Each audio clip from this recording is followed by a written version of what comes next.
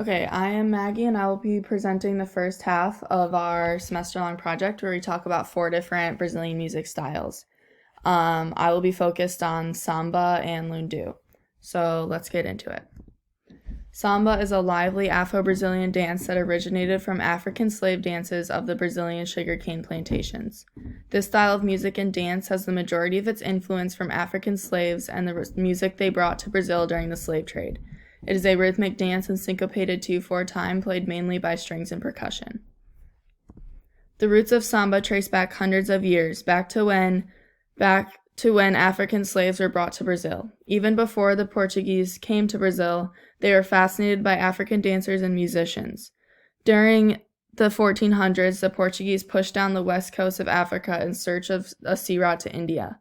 During this time, they had run into many African musicians and had brought them back to Portugal in order to entertain the Portuguese with their new exotic music. Fast forward a few hundred years after Portugal took over Brazil, they brought almost a total of 5 million African slaves to Brazil, and with them came their music. European and African music were drastically different in many aspects. European music was very developed harmonically, where African tribal music was developed rhythmically. However, there were enough underlying similarities between the two styles that when they were blended together, it created great music. When brought to Brazil, these African slaves used foreign European folk tunes to make new music with their African roots. Thus, a type of hybrid music was then created, no longer African or only European, but now it is known as Afro-Brazilian music. Samba evolved mainly in Rio de Janeiro and has come to be one of the most known music styles in Brazil. Samba really began to become popular and evolve around the 1930s during the time that Vargas came to power and implemented the populist regime. During this time, Brazil was focused on national identity and what it meant to be Brazilian. Brazil in the 1930s was a wide mix of racial, ethnic, and regional identities, and the definition of what it meant to be Brazilian was blurred because of the mixed backgrounds and cultures of the people. Vargas and his regime became so focused on national identity that it even had a huge impact on policymaking. Samba was used as a symbol of national identity and a way to define what it meant to be Brazilian.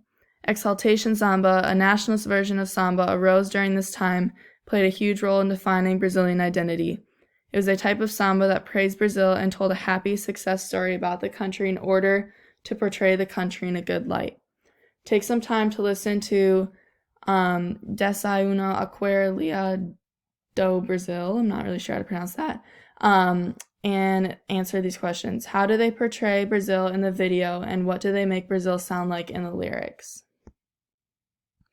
Because we have already studied the most important samba artists in this class like Noel Rosa and Carmen Miranda, I thought it would be interesting to find a current samba artist to see how the music sounds today.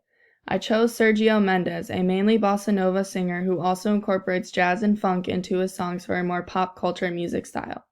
He was most popular in the 60s and was even the top-selling Brazilian artist in the United States during this time as well. He has worked with famous American artists like John Legend and will.i.am. He has been writing and singing music for over 60 years and recently released an album in the year 2020. I picked one of his songs from his most recent album. Listen to his song Tangara and have a discussion of how the music sounds, what sounds the same, and what has changed or evolved over time. Now I have a video for you all to watch that teaches us the basic steps of samba. Take some time to watch the video and learn the dance. I will now be moving on to lundu. Lundu was introduced specifically by Bantu slaves from Angola that were imported into Brazil. Lundu is a very sensual and sexy couples dance. It was mainly performed during theater intermissions in the late 18th and early 19th centuries. Even though it mostly disappeared after this time period, it is still important as it has played a huge role in being a building block for the history of music in Brazil.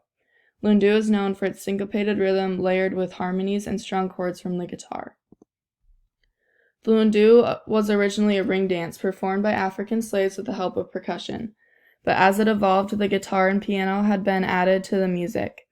It has since become a flirtatious couples dance using the instruments like guitar, the Portuguese viola, and the piano. After becoming more popular in Brazil in the late 18th and early 19th centuries, its influence crossed the Atlantic and made it back to Portugal, where it grew and influenced Afro-Atlantic music. This laid the base for the machixe, which came shortly after the lundu. The guitar and Portuguese viola became important defining instruments in Afro-Brazilian music, but especially the guitar. The lundu eventually became the framework for many other music styles like choro, machixe, and samba. In these YouTube videos, you will see couples dancing the lundu. Because this dance isn't necessarily around anymore, it was hard to find a tutorial on how to dance this particular style. But as you watch the videos, reflect on a few things. Listen to the music and the instruments. How is the guitar being used in the song? Many believe that this type of dancing was very scandalous during this time period. Do you think that society would be more accepting of this style today, or do you think that this would still be considered too sexy? How has society changed their ideals on what's appropriate and what is not?